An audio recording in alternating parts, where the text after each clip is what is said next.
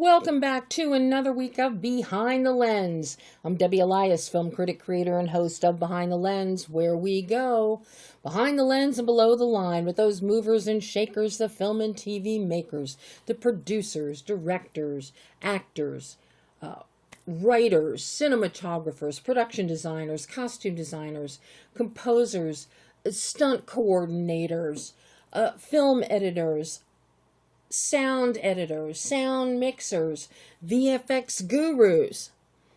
You know, I'll talk to them all, and I do. And I'm very excited about today's show and for you to hear from these two fabulous directors. Kristin Scott Thomas talking about the delightful, charming, and funny My Mother's Wedding.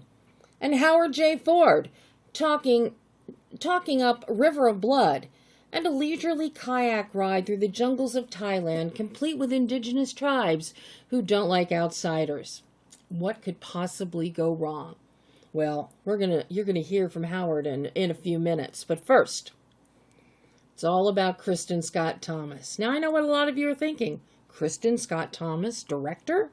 Yes, you heard me correctly. It is that renowned actor, Kristin Scott Thomas, who has now added director and writer to her credits with My Mother's Wedding. And what a directorial debut it is. You already know how good Kristin is as an actor.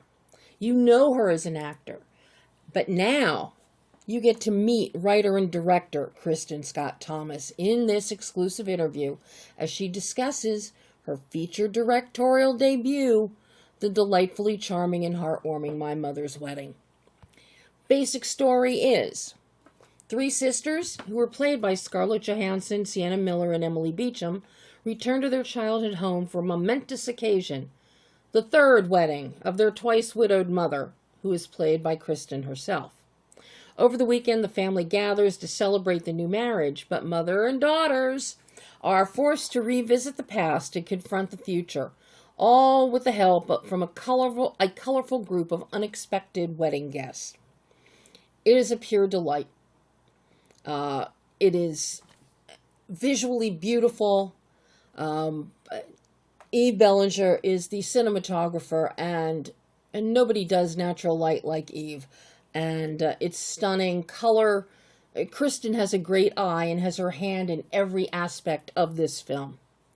As I said, it's directed by Kristin Scott Thomas, co-written by Kristin and her real-life husband, John Micklethwaite, and stars Scarlett Johansson, Sienna Miller, Emily Beecham, Freida Pinto, and Kristin Scott Thomas, among several others.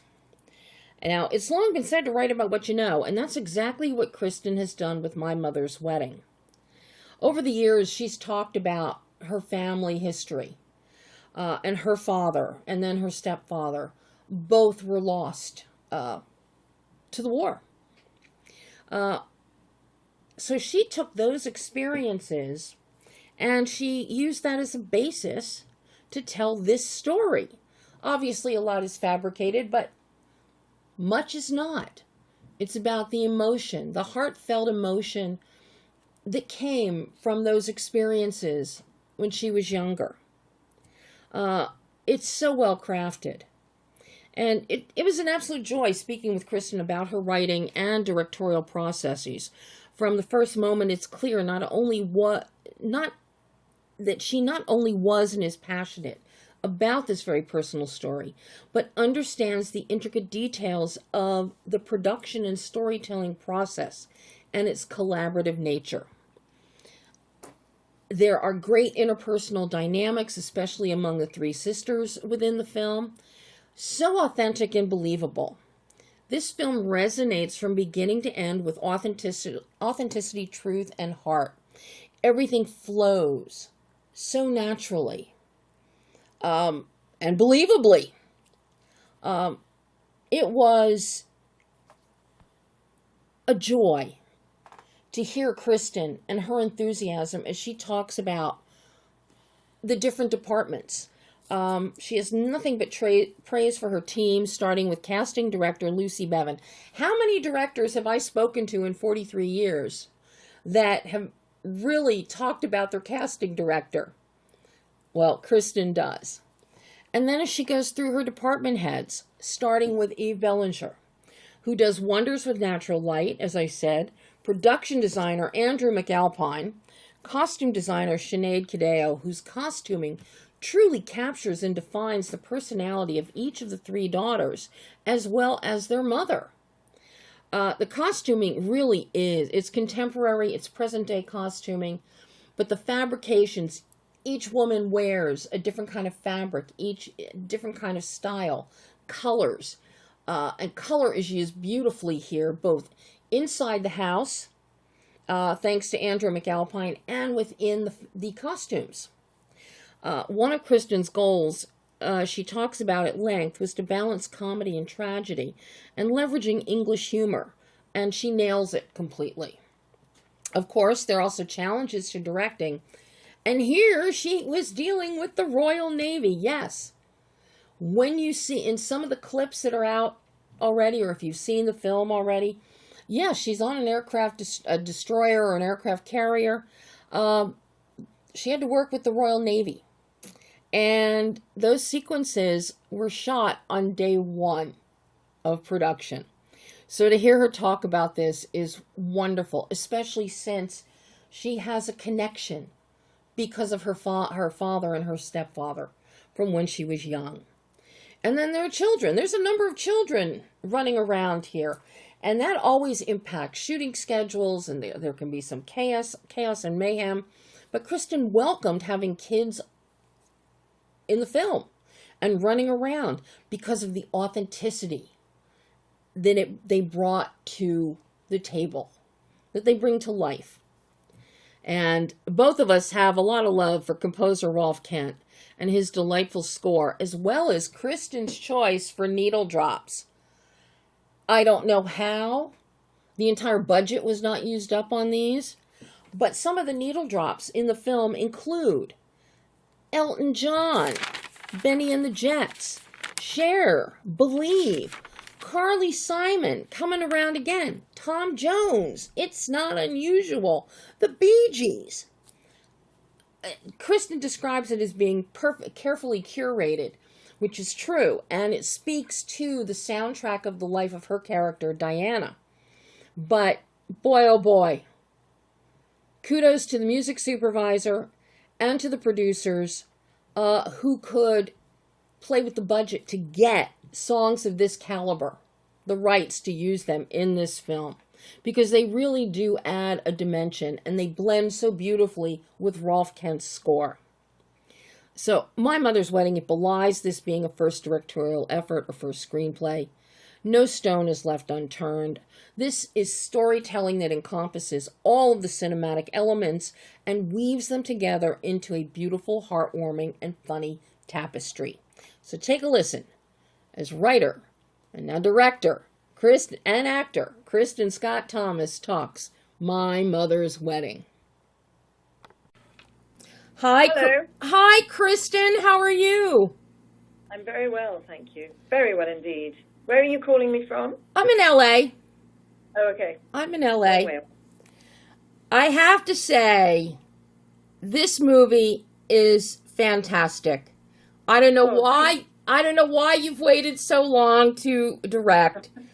You have such a great command of cinematic language and storytelling. You have amazing interpersonal dynamics, especially among the three sisters. Everything is so authentic and believable. This film resonates from beginning to end with authenticity, truth, and heart. And it looks spectacular. The detail that you have in here with your different department heads, your cinematographer, your production designer, costume designer, on every level, Kristin, this is fantastic. Well, I was very well I was very well supported by an amazing team, which my producer, Finola Dwyer, put together, and Andrew McAlpine. Oh. It was just wonderful. And I worked very closely and very warmly with my director of photography, Yves Bélanger. We had this sort of shorthand. We'd speak in French together. He's a marvelously talented person. And, I just had a really, really, really excellent team, excellent crew. And it was all very kind of friendly and a really lovely, warm shoot. It was really nice. And of course, I had these amazing actors as well. So I think that what you were talking earlier about the interpersonal stuff, that is just magic from casting, I think, because they really gelled as a family, those women. And, I think that was Lucy Bevan's brilliant casting, I think. Lucy Bevan is brilliant when it comes to casting. What you have here is it's masterful. The personalities complement each other so well. And this is what feeds into the authenticity, the believability about this family, this mother and her daughters. And their seemingly dysfunctional individual lives, which is where the humor comes from, but also where the heart comes from. You excel at my aim was to make a comedy about a tragedy, which is quite a difficult balance. And there are moments in life where something really grave and serious is happening, but you can still find something light and some sort of irony in it, or some kind of lightness in it. And I think that because of the Englishness, if you like, of the project, and I mean, two of my actresses were, one is American and one grew up in America. So, they were very clever in that they tapped into that sort of, that sense of humor that is so particular to English people, about sort of slight gallows humor. And I think that really plays well in the film. And there's a huge tenderness in there as well that I was really pleased to be able to find between the girls, as I call them. It comes across so well, and that's one of the things that really resonated with me watching it, because anytime there is a catastrophe or something sorrowful, I have always, I find the humor in something to get through it. Yes, and yes. I think that's a very human thing to do. Yeah, and that is such a strong resonance here in this film. But I have to ask you, Kristin, why now? This is such a wonderful story based on your own experiences. Why tell it now and direct it now? Well, because why direct it now and why tell it now? Telling the story, as I've been sort of doing that for many, many years in my performances. And I think now, because I'm grown up and I have grandchildren and I feel quite secure in where I am as a person, I felt that I was able to share, to tell this story under my own terms. And I was, every single profile that's ever written about me has a couple of paragraphs about my tragic childhood. And I want to kind of reclaim it and say, well, hang on a minute, it might have been tragic. Doesn't mean to say the rest is. And this is how you get through something like that. And I sort of felt that this was, I felt confident, I suppose, enough to be able to do that. As for directing, I've wanted to direct for a number of years and had a couple of projects that didn't come to fruition. And then I felt that this was perhaps the one that would come to fruition because I knew the subject so intimately, I suppose. That intimacy comes across on screen. And I've got to ask you about working with your department heads. Number one, I want the kitchen. I want the kitchen in that house, Kristin. It's great. The color is great, isn't it? Oh, the color in this entire film, the kitchen colors are fabulous. And then the way Eves has it lit with light coming in through the window at different times of the day, you get great shadow in there, which affects the tone of the color. And then you look at your costume design and the color. design is amazing. Yeah, And she was really, really clever, and gave such personality to each of the costumes. That's what I really, really like about it. They're very easily identifiable as Victoria, Georgina and Catherine they each have a very specific look, but their mother's influence is running through them. Yes. I thought she did an amazing job, and I was really happy with that. We had great difficulty finding the costume for the wedding, the wedding dress. That was very tricky, but we got there in the end, and I think it was really great. She really understood what I wanted, but it took us a while to get there. And then I think what helped was that we found this house to shoot in, which is really tiny. And it's a lot of rooms, but the rooms are all really small, so everybody's slightly squashed in together. So you get this feeling of families, of physical sort of knowing each other, and not worried about bumping into each other and moving and shoving people out of the way. And there's a wrestling for space as in the house as there is in their own lives. They each want to be heard. They each want to be the one with the voice and saying, but what about me? What about me? And that comes through. And I think part of that is because of the size of the house and the fact that the rooms are small and the ceilings are low, and the camera is really right in there with us. As I have to tell you, as I was watching this, and I love the intimacy that's created by the smallness of the rooms, but I kept thinking, poor Yves, how is he getting a lighting package? How is he getting the cameras in there? Because there is no room to navigate. No, he was very brave and totally wonderful, and managed to find himself a little corner, and he uses very little extra lighting. He used a lot of natural light, so that's another reason I really wanted to work with him, because he's so clever with natural light, and he's very, very fast as well. So that was always, you mustn't forget that I come from acting, where I can't understand why lighting a door is taking so long. Why do we have to do it again? So when I started off filming like this, I still had this attitude, the attitude of an actress, and it took me a few days to get into the groove of having the attitude of a filmmaker rather than an actor. You picked the right cinematographer for this one, Kristin, because as you said, Yves is a master with natural light. Just look at anything that he did with Jean-Marc Vallée. Wonderful. Beautiful, beautiful. And your location here, that beautiful little pond, the greenery and everything, and it works into the story and who Diana is so perfectly. Yeah. That was Andrew McAlpine's genius talent of being able to tell a story with objects and places. And I think that is, that I really struck gold with him. And there again, that's another Finola Dwyer just coming up with these wonderful people.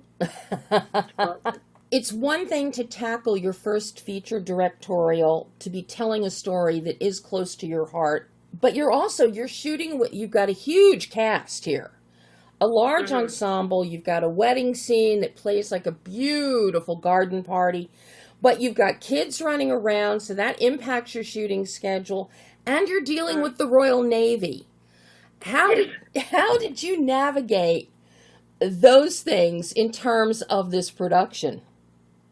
Well, the naval section, which comes at the end of the movie, we actually shot first, of course, because that's possibly the most difficult and the most awe-inspiring, anyway for a first-time director. You're faced with the biggest prop you could ever have, which is a battleship, which is an aircraft carrier.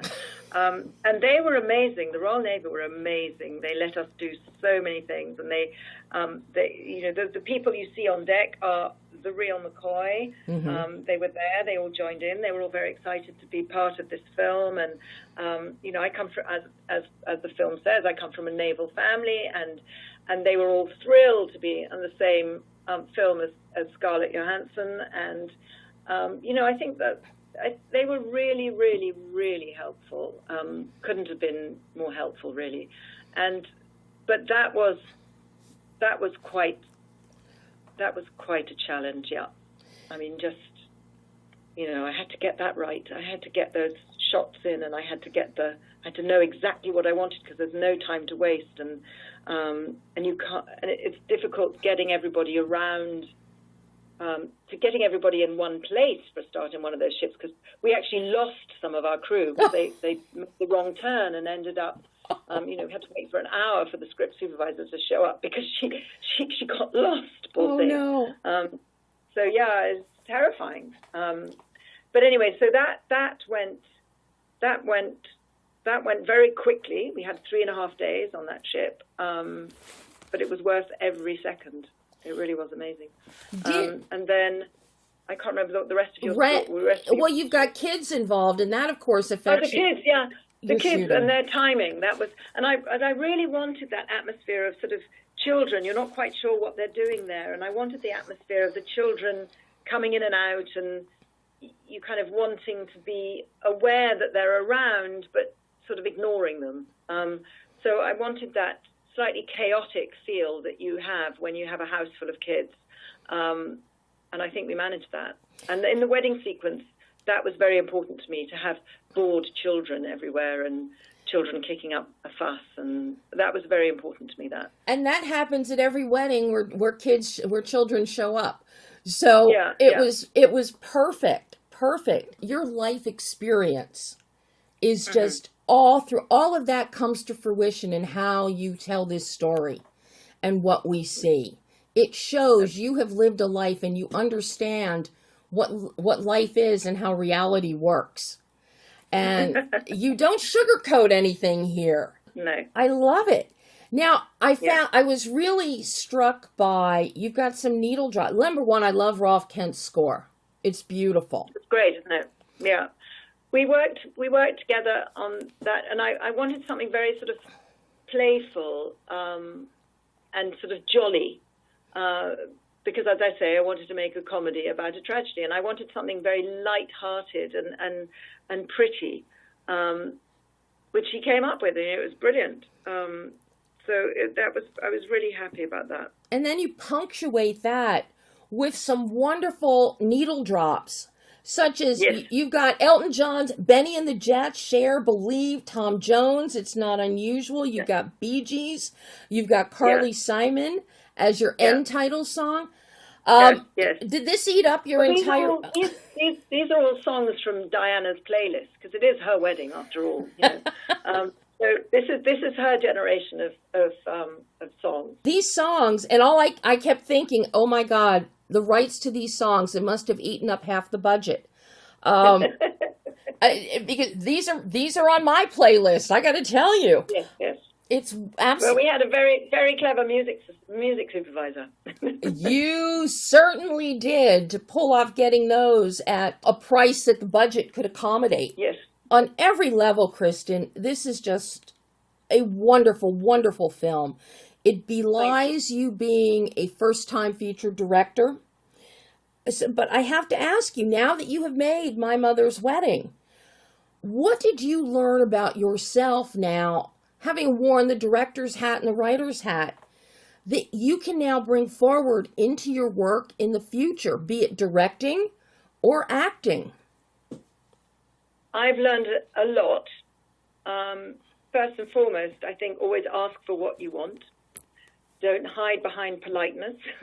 I mean, be polite, but don't be shy about what you want. You are given the job, and you need to express what you actually want, which took me a while because I was used to being an actress again. And so I've learned that, and I've learned that I want to do it again.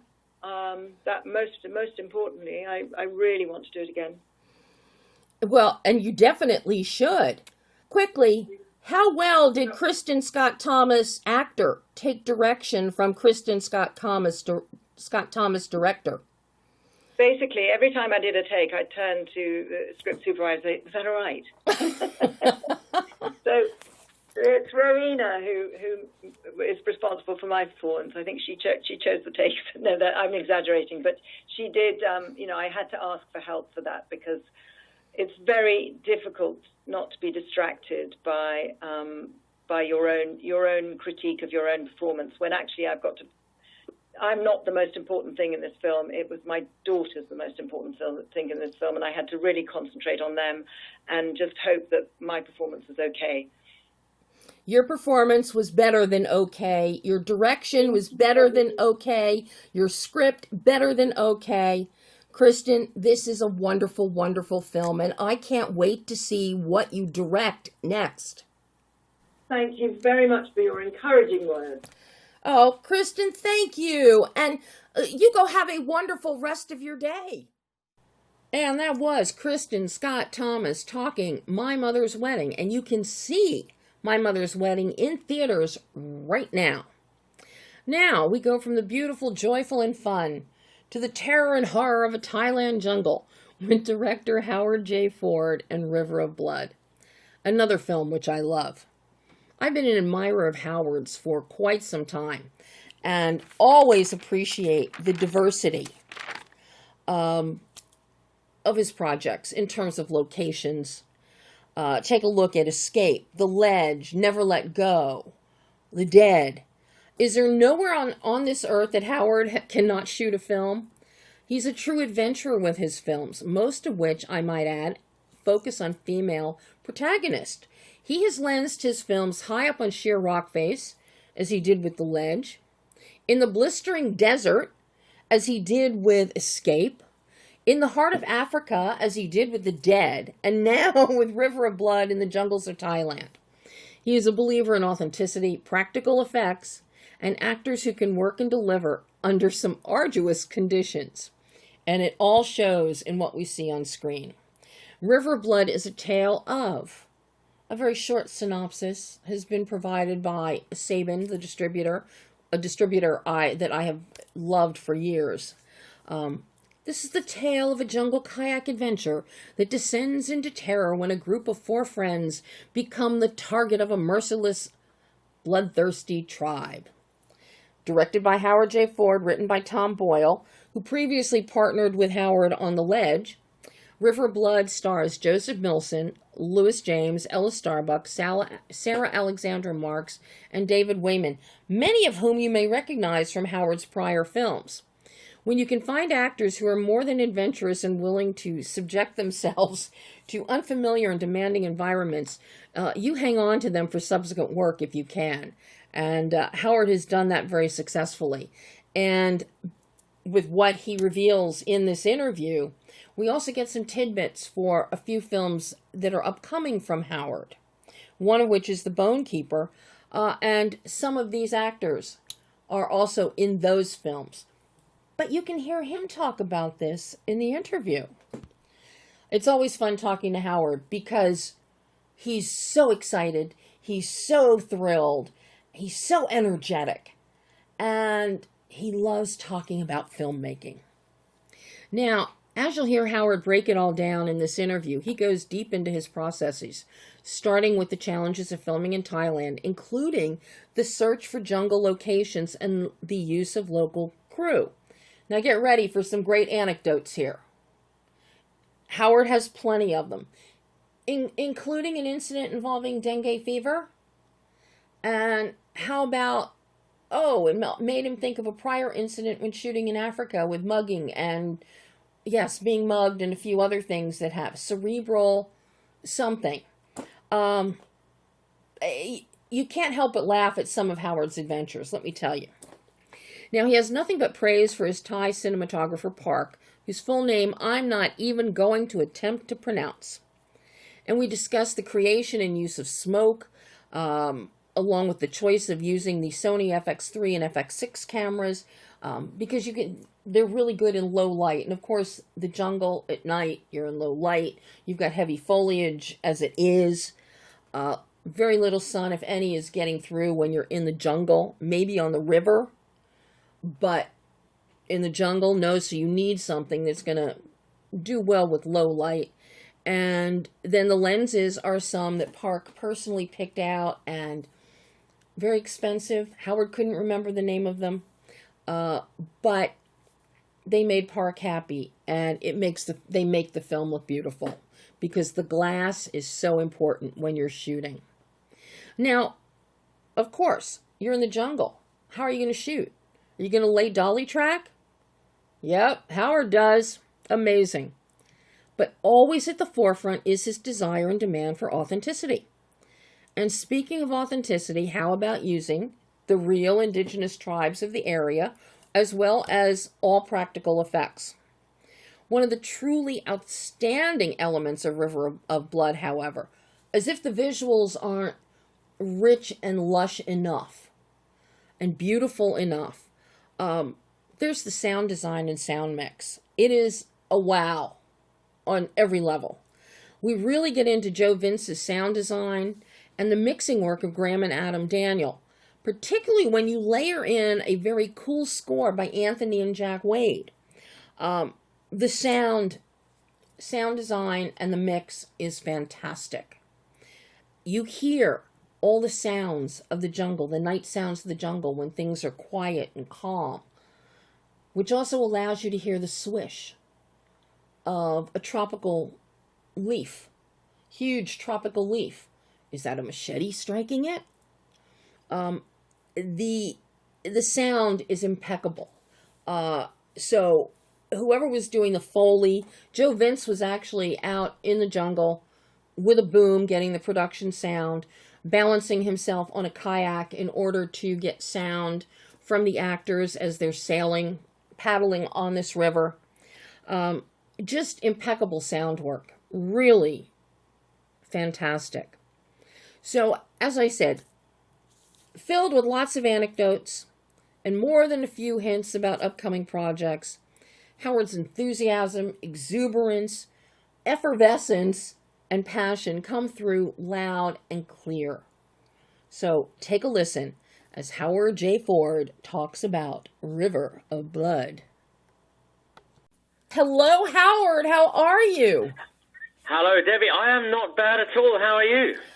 I can't tell you how excited I am to finally get to speak with you. I am such an admirer of your work. Bless you. That's very, very kind. That's very, very decent of you. I appreciate it. Thank you. What you did with the ledge, and I interviewed Brittany about the ledge and what she went through. Oh, the on ledge. That was a challenging film, making a film at height. I'm going to do another film at height soon, would you believe? But that's another story. Oh, my God. And then Escape. You're hitting like every topographical area in the world, I think. The ledge, we're up high, we're scaling cliffs, rock face. The Escape, we're in deserts. Now we're in the jungles of Thailand. We are. I do like to go places, I must admit. I like a bit of traveling personally, so I like to inject it into my films. Well, you certainly do a good job of that. And I have to say, with River of Blood, this is also a beautiful film to look at.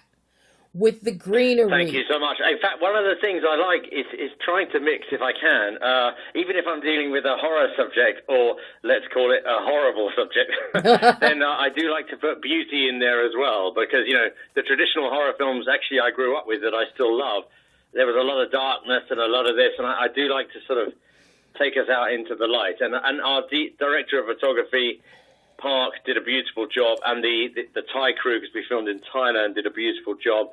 And there was a lot of running around with, I'm going to call them smoke machines. They were like burning pots of coconut or something to try and get smoke in the background and try and give you a bit of a cinematic experience.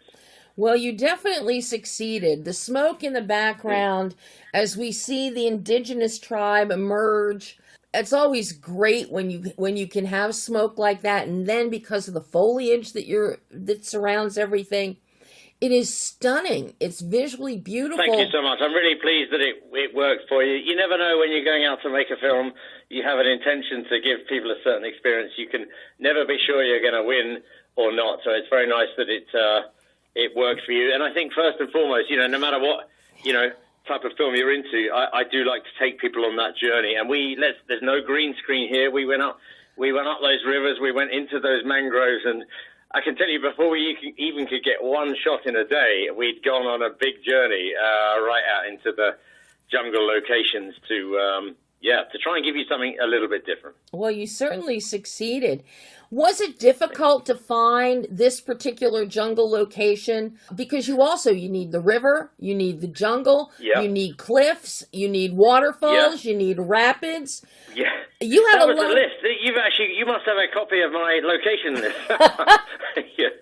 I'm telling you, it actually really was, and it's so nice that you can actually see that and understand that we had to do a lot to make that happen, because it really, really was. And originally when we set out to make River of Blood, I am probably a bit stupid and a bit, maybe too adventurous, let's say. So I wanted to go somewhere initially where there had been rumors of real cannibal tribes. I know that sounds a bit stupid. But so we looked into Papua New Guinea and places like that where there have been rumors circulating of real cannibals. And I found out that it was actually, you can't go there, it's too dangerous, and which is maybe not surprising. So I was looking for the most sort of beautiful place that could feel like, our cast members are going into this, deep into the kind of unknown and, untapped jungles. And I'd been to Thailand on vacation before. And Thailand's a place that I really, really loved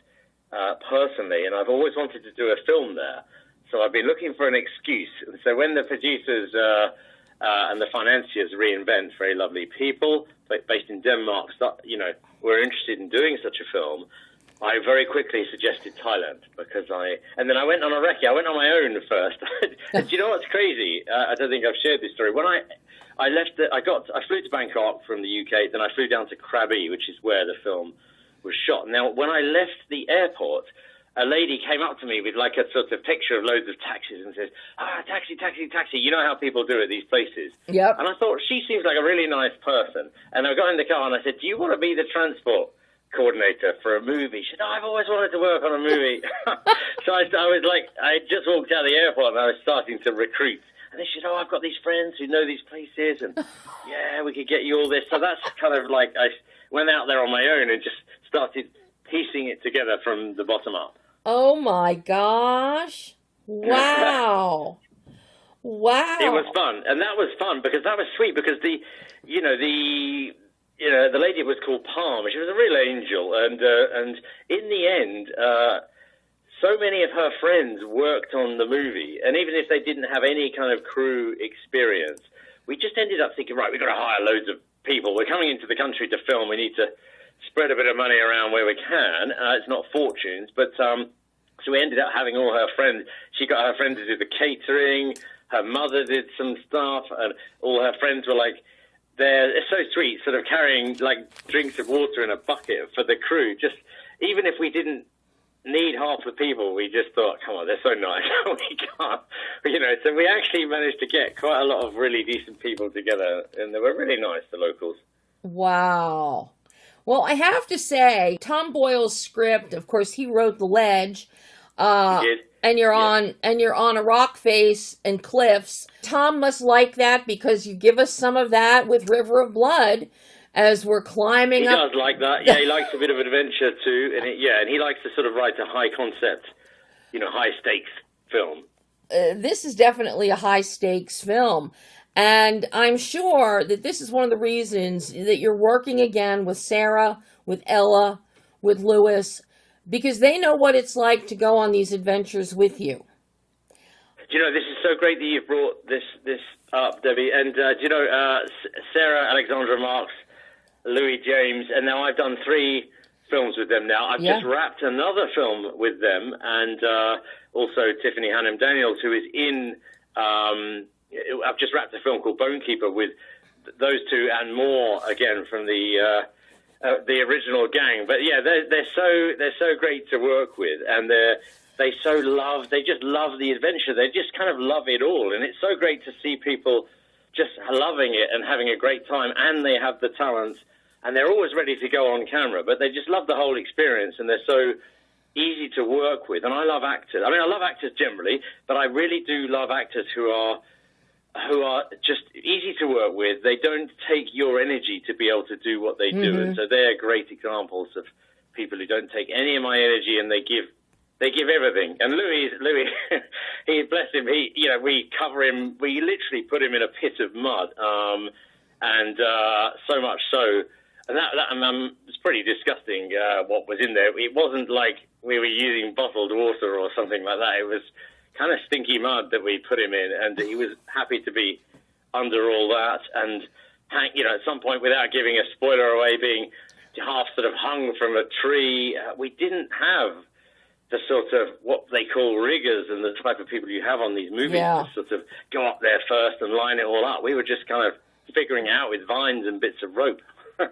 My God, crazy. I shouldn't admit that, but hey, come on, it was a life adventure. But they so love to muck in, and they've done the same with the new movie, and which I can't wait to share with you when that comes out too. I'm looking forward to it. Thank you. Is it difficult to find actors? Now, you have your core actors that they'll go on adventures with you, but then you bring in other people like Joseph Milson, David Wayman, and we're in water all the time. We're in water. We're getting bitten to death by bugs and mosquitoes and whatnot. You're right. How challenging is it to find actors that are willing to subject themselves to these conditions that the film requires? You are right. I must say, if you go on a Howard Ford film, you are signing up for adventure. You've got to have an adventurous attitude, and I do value the safety of people, absolutely. But at the end of the day, I always say to them, look, anything can happen here. We're going in there. This is unfamiliar territory to me. Are you up for this? And there have been a couple of people to, without naming names, to sort of, and we had it on River of Blood, where they read the script and they said, I'd really love to do this film, but I'm just worried we'll go down the rapids and I'll be off down some thing in a kayak and that'll be the end of me type thing. So not everyone signed up for it. I had a couple of people who we would love to have involved, but didn't. Now, Joseph Milson's fantastic. He was the star of The Dead to India, so I did a couple of zombie movies going back some years. The Dead, which we shot in Africa, which, if you want to hear about horrific time shooting with my getting mugged, held at gunpoint, and the lead actor nearly dying of cerebral malaria, The Dead was the one. Anyway, that's 14 years ago. We survived that one. We made The Dead to India with Joseph Milson. Now, Joseph Milson is fantastic. He plays the guide in River of Blood. So he's the guy who's meant to take them safely up the river, but his grandfather went missing many years ago and mysteriously disappeared, kind of thing. So let's say he doesn't turn out to be the very best guide, because they do end up in the wrong turf. But I think Joseph is wonderful as Nick. He is. And you really he's a great actor. Put great confidence in him, because we've already met AJ and Maya and Jasmine and Richie. And out of those four, the only one that I had any confidence in as being thinking with their head and trying to get out of a situation if they got into one was Maya. Because yes, and that's great. Yes, you're right. Ella Starbuck did a fantastic job. She's in Escape too.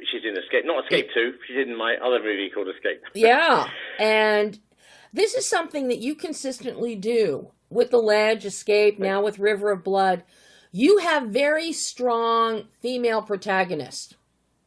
Thank you. I'm so glad to mention that. I think women, I don't want to knock men, because I am one, but I think women generally can endure more pain than men. I know there is the physical side and everything else, but I think, there's a lot more strength to women than we've perhaps given them credit for over many years. And I like in Never Let Go as well, I wanted to have it was, in a way, a sisterhood of women, really, but to sort of find out what they would do in such extreme circumstances and rising up to overcome things. And I love strong women. I'm going to do another one next, actually. So that's great. I love to see them using all their inner and outer strength to fight back. I think they're much more resourceful. I think they can take a lot more pain than men. You ladies have to take a lot more pain than men. We won't go into how, why, but you do. But you do, and I don't know how you do it, so respect. But watching Ella, she's fantastic as Maya. And she is the thinking one here. She is the one who is, eyes and ears are always open. And she's not getting Yes. involved with the testosterone dueling between AJ and Richie. Yeah. And what's Yes, really, there's a lot of that. and this is something about Sarah that I noticed previously in Escape. She's a tiny little thing. Yes, she really is in real life as well. She's a mini thing. She's the most lovely thing, and yes, very mini. That's right. But don't be fooled. She's got guts. Yeah, and that's just it. And we see that at certain points in Escape, and now again in River of Blood.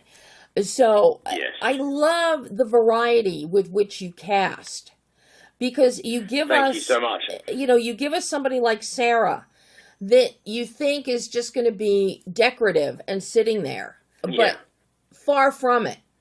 She gets as dirty and as wet and She hysterical. does. And you know what? That pit, without spoiling the plot. We there's no green screen when with Set, and I've got some sort of behind the scenes video of it. But that literally, we dug a pit in the jungle. We're in the middle of the jungle, and all these guys had to dig a pit with spikes in it.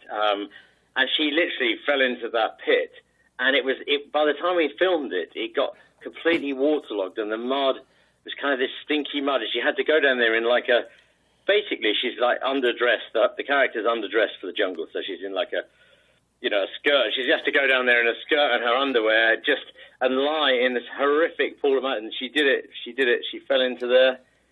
She did all of that. So they're very brave women. We got a lot of people falling in mud. Your opening scenes, the opening scenes of the film, before we even get to the title card, we see a logger. And, a logging Yeah, by the way, I confess, that logger is actually me. That's you. My. That is me. It's my cameo. I didn't credit myself. I remain uncredited. Otherwise, the IMDb starts to call you an actor.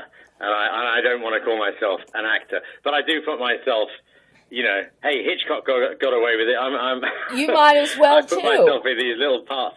I absolutely love the setup that we get in the beginning, because you throw us totally off. We've got loggers, they're stripping down trees, you're figuring it's deforestation, and then you see indigenous painted-faced people wielding spears and arrows.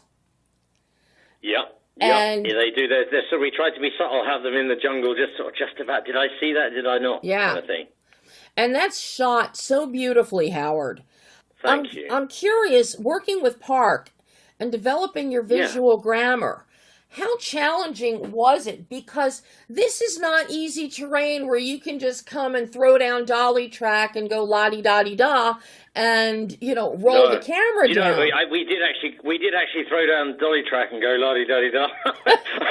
But before we did that, we had a lot of meetings with, it's funny because Park is originally from Thailand, lived in New Zealand, now lives in the UK, originally born in Thailand as a DOP, director of photography, cinematography, whatever you want to call it.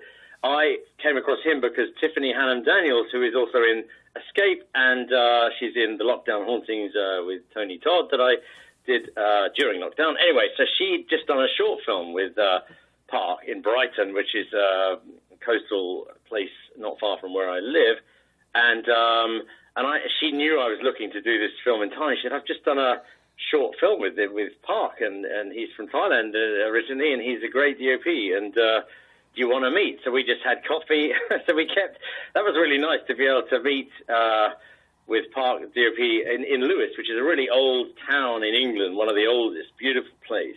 We just kept meeting there and having like coffee or lunch meetings leading up to the shoot and discussing all these very things, discussing literally, as you said, putting dolly tracks down in the jungle. How are we going to do it?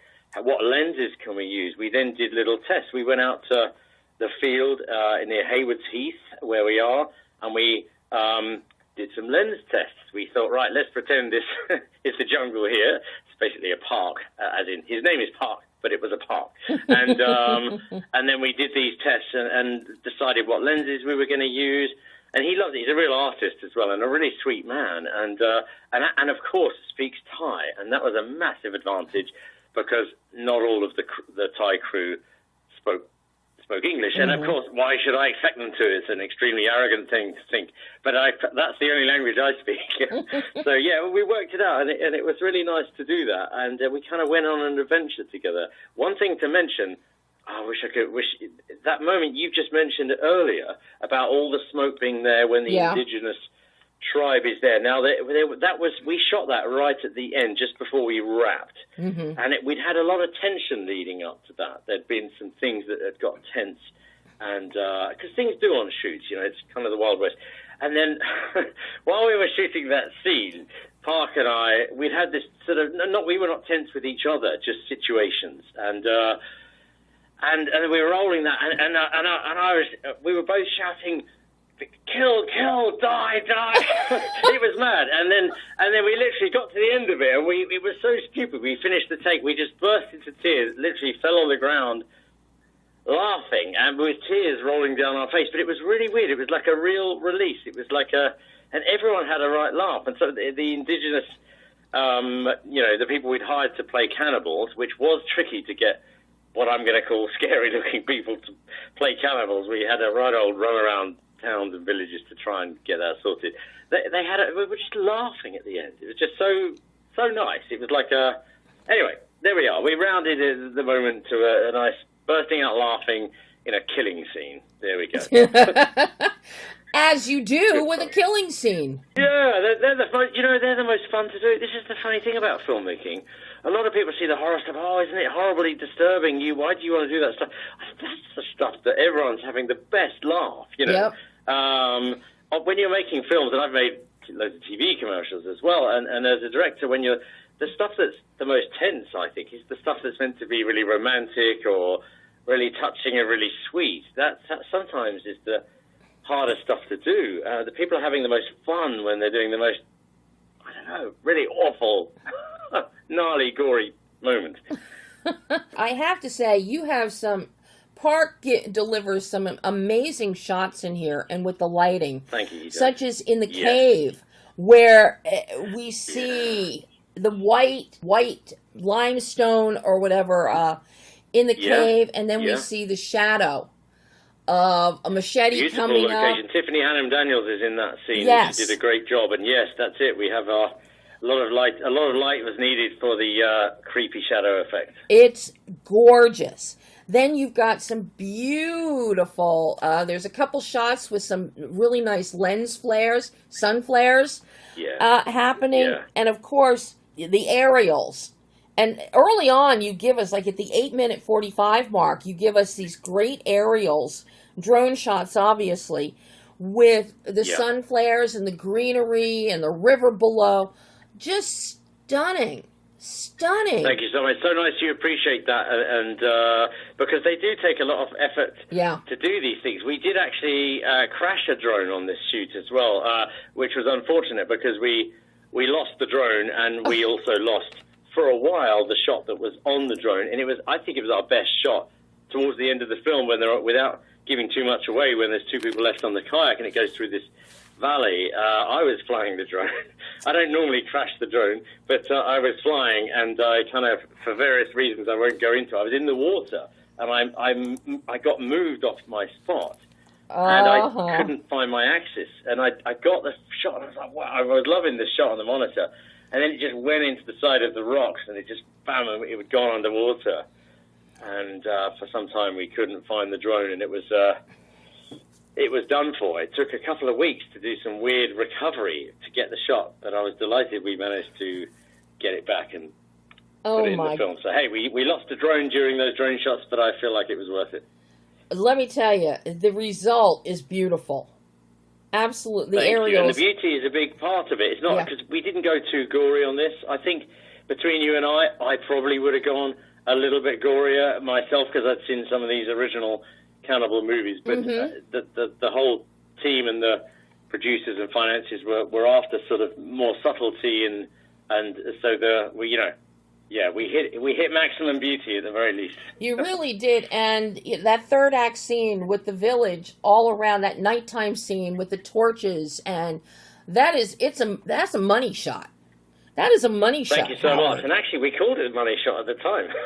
That's funny. We did, because we were like, yeah, get all this fire in, and Park and I loved all that stuff, and because there's also the elements, earth, wind, fire, all those things that we can relate to as humans. The elements have been around us, since the dawn of our time, and those things are very important, and they look great on film as well. That was actually kind of difficult, because we were doing that stuff far from anywhere, in the middle of the night. The torches kept going out. You've got all these practical things to deal with. It was so I'm glad it worked for you, and perhaps it really did. And I think a big part also is because the cameras, you were using the Sony FX3 and FX6, which are low light. You are right. You know your cameras. I don't even know how you know that, but yes, we did do that. Originally, we were going to shoot on a Arri Alexa Mini. Mm-hmm. Then it was going to be a Venice.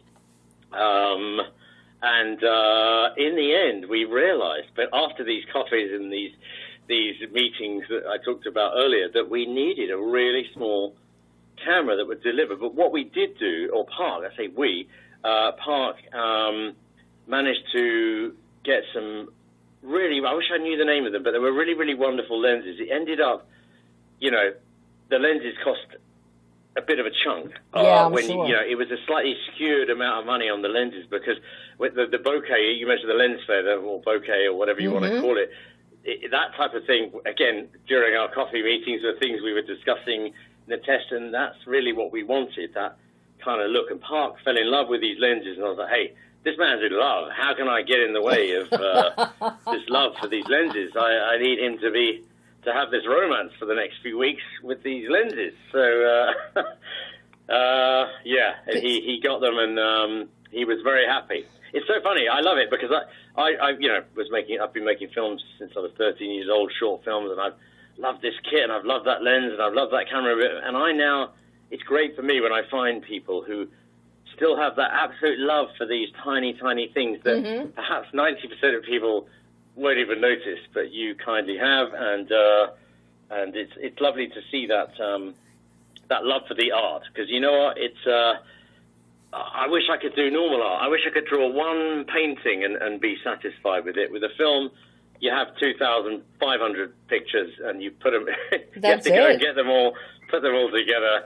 So you've got to have some sort of love in there to keep going. Well, you absolutely, I mean, your lenses and the FX3 and 6, because they are low light, they'll work in low light. Yeah. That was so key here in the jungle, because you can't be bringing in huge light kits. No, exactly. No, that's right. For the resort, funny enough, we did have to drive these. I didn't drive them myself. We had people driving down from Bangkok. For the resort scene, we actually brought a couple of decent-sized lights, because we knew that if it rained or if it was miserable, that still had to look really beautiful and, calm and serene. So we had these things driven down overnight from Bangkok to Krabi to use those. But yeah, once we were in the jungle, that's right, we needed to work with minimal light. It's funny you mentioned the cave, because now I really love that cave scene, and so I've done an entire movie in a cave now, which is the next one. Anyway, we're not here to talk about that, but Bone Keeper with John Rhys Davis is coming up, and it's got our gang in it again. It's got, Louis, Sarah, Tiffany, and more people, and John Rhys Davis, and so I've done a whole film in a cave, so that's how much I loved it. That's a hint for next time. I can't wait to see that. But there's another element of this film. There's two elements. One, the editing is great. The pacing is great. But I have to compliment you on your sound design and sound mix. I got to tell you, Howard. Joe Vince. Oh, thank you. I will tell Joe Vince, he's a wonderful man. He'll be so pleased to hear this. Impeccable. Especially at night, where it's dead silent, but we're hearing the night sounds. We're hearing the bugs. We're hearing just the disruptive slap of a hand to kill a bug. Yeah. We hear the rustle. You're going to make Joe's week. I mean, this is, Howard, the sound is just so well done. We're hearing the leaves as they're trudging through. Yeah. We're hearing. Yeah, we talked about all of this stuff. Yeah, the paddles to the kayak. Yeah. In moments where all that Foley stuff, I so love that you appreciate that, because all the Foley, and I really enjoy doing that. I still, to this day, really enjoy the moment where because when you shoot it, the sound on set is not good enough for this to feel it in the way you've described. So I love Foley. It's one of these underrated arts, and I love getting involved. I think Joe, who did the sound design, he did the sound recording on set as well. He said that the hardest place he's ever had to hold a boom was on a kayak, and it was a real struggle. But all of those sounds, and he picked up some from the jungle. Obviously, some were recreated back in the UK. But hey, he'll be so chuffed. He's literally starting work on my new film tomorrow, so this will be great fuel to put under him. So thank you for that. But what's so beautiful is with the Foley and bringing it in with the mix that Adam and Graham were doing, is that it matches. It matches. The Foley is matching in the timbre, in the cadence. It's not off. Sometimes there'll be a Foley that this is not what a foot sounds like on slurping mud. Wow, you really know your stuff. That you've seen it. You know your stuff, and that's so great that you do. Not everyone does. So you're right, and it's horrible when it's off, isn't it? It's on the wrong. It's on the wrong surface. And especially here, when we are immersed in Mother Nature in the jungle, you want to hear. Very important. We don't want it Disney-fied. We don't. we don't want things that don't fit. Just the sound design, it is impeccable, and the mix, just so well done. Fantastic. Howard. I will tell the guys they'll be very, very pleased. They're super guys and super hardworking, and I have to say the mix itself is one of the most fun bits of filmmaking. The color grade is one thing. When you finally, I'm not editing the film anymore. I don't have to make any more creative decisions. You sit in a room and someone color grades the images. That's that's one of the most satisfying bits. And the mix as well.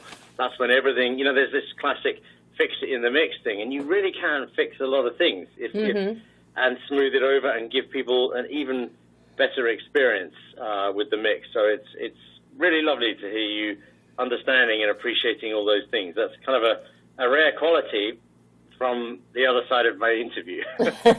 Well, and what also stands out is the score by Anthony and Jack Wade, and particularly in that nighttime fire scene, because the music at that point, and that's like at the hour 4-minute mark, and we hear it gets very tribal. We have the beats. We still have the sounds of the night that are in there with the sound mix. But then we start hearing the Wades give you something that actually sounds very similar to what you can hear in Predator with Arnold Schwarzenegger. As he's, we talked about that as well. Fantastic. As he's covered in mud in the tree, getting ready to have a face-off with the Predator. Just so... Those guys did a great job. The score and the sound design and the mix of it all together, just absolutely wonderful, Howard. Wonderful. Oh, fantastic, Debbie. Thank you so much for noticing all these things. I'll pass that on to the guys. Now, I'm also doing, Anthony and Jack, they're doing music soon for another film, not the one I mentioned in the cave, the one I mentioned at Hike, because I'm in pre-production. I've got 3 films going at the same time, one released, one in final post, and the other in prep. So I've reached that triangle point of my career where 3 things are going off at the same time, and so they're doing the music for the upcoming Zipwire movie at Height. So that's another one. There'll be more score from these guys as well. Oh, wonderful. But now I would be remiss not to have you talk to me about the editing, because you're the editor. I am the editor, and you know what, editing, I do enjoy it, and but it's a lot of work, and I've just finished another edit where I was like, why do I give myself all this work? I mean, I'm alone in a room, and there's a million ways you can edit the film. I think it's endless. You could edit a film forever. At some point, you have to abandon it and say, that's all I can give it. Mm-hmm. Now, do you... Yeah, I enjoy editing, though, because the one thing is about editing is that, I mean, it is a lot of work, a lot more work than most people would ever figure out. But you are at least in control at that point. Mm-hmm. You can't change the world completely, but you're alone in a room. You know, a mosquito can't bite you and give you dengue fever, which we had on the shoot. You know, this type of thing. You are in a safe room. You've got the options in front of you. lots of coffee, and hit go. I ultimately enjoy editing. I'm curious for you, did you do any editing while you were shooting, or did you wait until you had all of your footage and then sat down to work on the edit? Great question, because it happens either way. But no, so basically I didn't do any editing on the film until I had come back to the UK with all of the footage. But what we did do, I confess, in the evening sometimes, we'd had these long days or long nights, and we'd sometimes like get a meal together with the crew, and we had these kind of villas, you might call them, very far from where we were filming, about an hour and 20 minutes away before we could even start trudging through a jungle. And when we had a little evening off, let's say, we'd have a glass of wine or a beer or two, we would put a few shots together, but they were literally those pieces of editing were just to see what one shot looked like next to another, if you know what I mean. So yes. We, as the crew, you can keep the cast and crew enthused by seeing a few little pieces put together and see the potential of how it's going to look. So we did a bit of that, but none of that made it to the actual edit. That was just stuff that we, put together at the time in the evenings just to sort of keep us ticking along. No, it was all done afresh about a week after the shoot. I needed a few days to kind of, because the editing head is very different from the directing head. It's really weird. They're really different, and actually, it's a very strange thing. I have to get into the head of an editor, and then my tastes change. Like I want different food when I'm editing than when I'm directing. It's really weird. I don't know what is going on there, but it's like a different part of the brain. Yeah, no, I understand that completely. I do that with writing. Sometimes, right. That's it. Writing's just another one. Yeah, exactly. Depending on what it is, I'll put it away, and then come back to it 5 hours later or something, and then look at it with a different POV, so to speak. Yeah. So absolutely no, right. I totally get it. Howard, you have done such an amazing job with this film. I love it. It is right up there in my Howard J. Ford collection here. Bless you, Debbie. Thank you so much. I'm going to be adding that to Escape, The Ledge, Never Let Go, and I can't wait to see The Bone Keeper. Yeah, thank you. That's going to be a good one. I'm feeling really good about it. Funny enough, Louie and Sarah came to the grading yesterday, and Tiffany too, and they were very excited to see what's going on there. There was a really good reaction to how that's looking. So thank you so much, River of Blood. Thank you to you, Debbie. You've been amazing. What a wonderful interview. You know your stuff, and I'm very grateful for everything you've said. You're very kind, and thanks for your support. Also, anyone who watches River of Blood, hopefully they have a nice experience and a little adventure of their own. Definitely, because parts of it you really want to just kick back and be floating on that river in a kayak, and parts of it. That's the fun side. Yeah, but parts of it, don't think I want to travel that part of the river. But no, it is lovely up there. I'll be honest, Thailand is a wonderful place. I highly recommend it. And as far as I'm aware, there are no cannibals there. But hey, don't quote me on that. One never knows what's lurking in the jungle. You know what? That's it. Yep, people can get hungry. Howard, thank you so much. Thank you, Debbie. It was a wonderful interview. I really enjoyed it, and lovely to you. Take care. Thanks. Bye. Thank you. And that was director Howard J. Ford talking about River of Blood, which is available right now in select theaters, on digital, and on demand. So, that is all the time we have today. I'll be back next week with some more interesting filmmakers and films to talk about. There is one interview that I just posted earlier tonight on the website, and that is with Joshua Zeman talking about Checkpoint Zoo. This is one, it opens on Friday, the 15th. It is one of the most emotional documentaries that you will ever see. And it is about the evacuation of 5,000 zoo animals from the Feldman Echo Park in Ukraine. See it on Friday. Listen to the interview.